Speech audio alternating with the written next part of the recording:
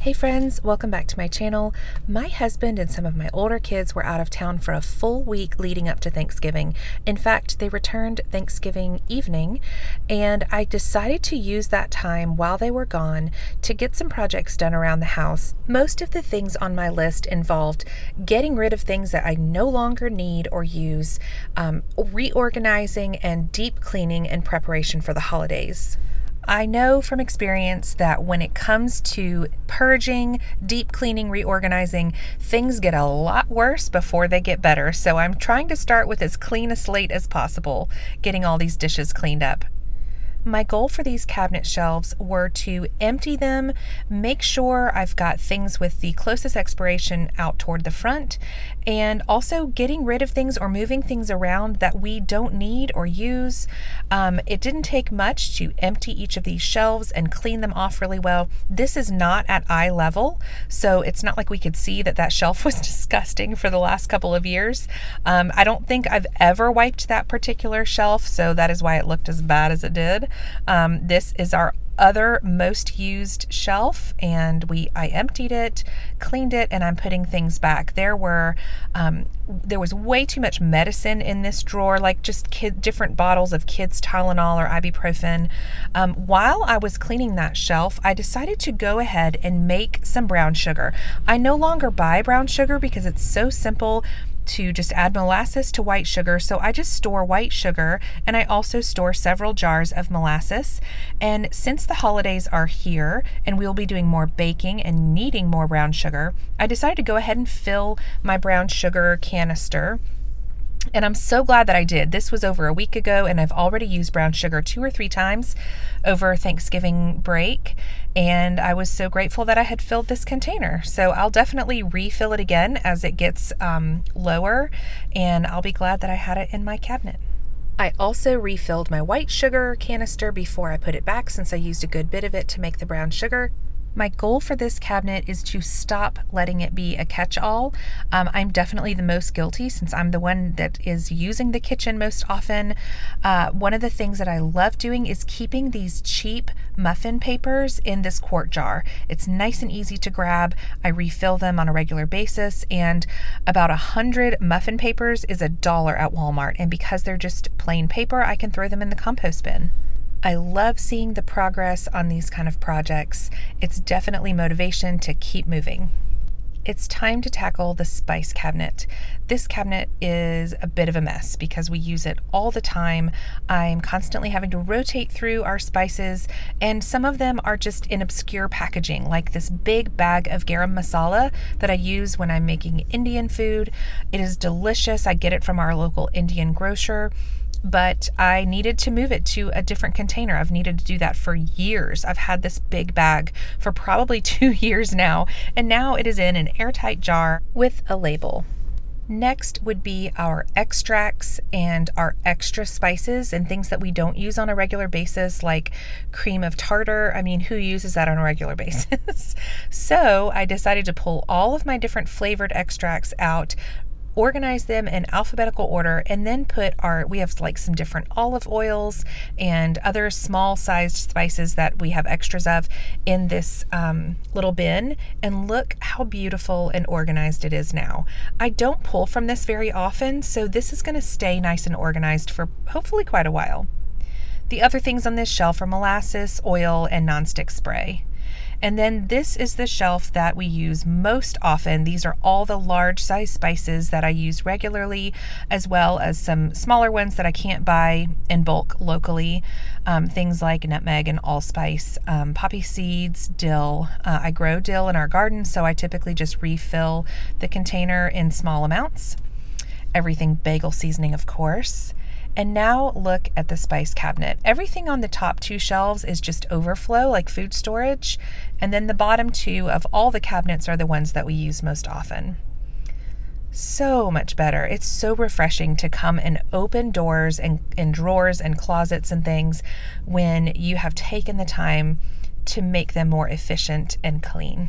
The last cabinet on this wall stores our extra brownie and cake mixes, our most used plastic pitchers, a shelf of random things, and our shelf of coffee mugs. This particular shelf right here is the one that causes me the most grief. My oldest sons, who come home on occasion, have left a few like workout supplements behind. I started storing the bottles of homemade vanilla extract, and there's also a coffee grinder, and our cheese grater stays up there. It felt really good to move some things around, take things out that didn't belong in this cabinet, and now look how easy it is to access what we need. I definitely purge our coffee mugs on a regular basis. There is no need for us to have more than 10 or 12 coffee mugs. This corner cabinet is a bit of a disaster. It's kind of been a catch-all. There's a lot of things in here that can go to Goodwill, and I'd like to make it a little more functional for what we use on a regular basis. Much better. I took several things out of this cabinet and added it to our Goodwill bin, and now we have things easily accessible that we use on a regular basis. There were some larger bowls right there next to the electric kettle that I moved to our drawer that has bowls. Our everyday cups and tumblers go on this shelf. I cleared this shelf with the kettle and our straws, as well as our food processor, and then we've got some thermoses, cookie cutters, and extras on top. I am not a big fan of keeping a lot of things on the counter, but right now I do have some things that will remain because sometimes if it's out of sight and out of mind, it ends up going bad. I filled a dehydrator with apple slices just last month, and the kids eat from them every day, but I put them away one day and they didn't ask for them because they forgot we had them. I started a new sourdough starter and it is doing well. Right now it is like quadruple this size, but it was just starting to form some bubbles that day. I've got one last water glassed egg in here, some homemade granola, and this is the coffee that we roasted together last month in one of my videos. That is actually going to move to the freezer and we will just grind it as needed. We stopped buying paper towels about 15 years ago and have never looked back. We use cloth napkins, cloth cleaning rags, and of course kitchen towels. So I try to keep everything in good working order, and when we need to replace towels, I just throw the ratty ones away and get new ones. There's no sense in having dysfunctional tools in your kitchen.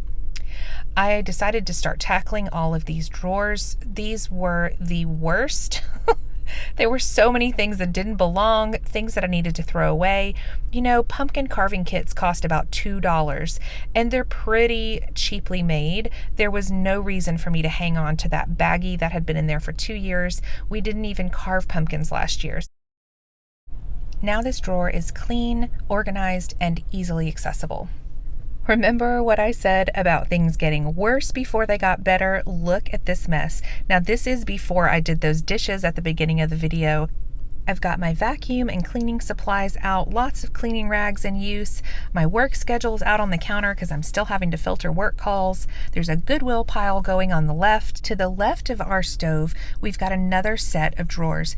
This is just our storage baggies and my coffee pods, and then the lower drawers are deeper and they contain all of our bowls and our plates. This was such a great decision when we moved into the house and we're deciding where to put dishes. This is right next to the dishwasher. The dishwasher is right here to the left where I am standing, and it makes it really easy to unload and reload, especially for my younger kids.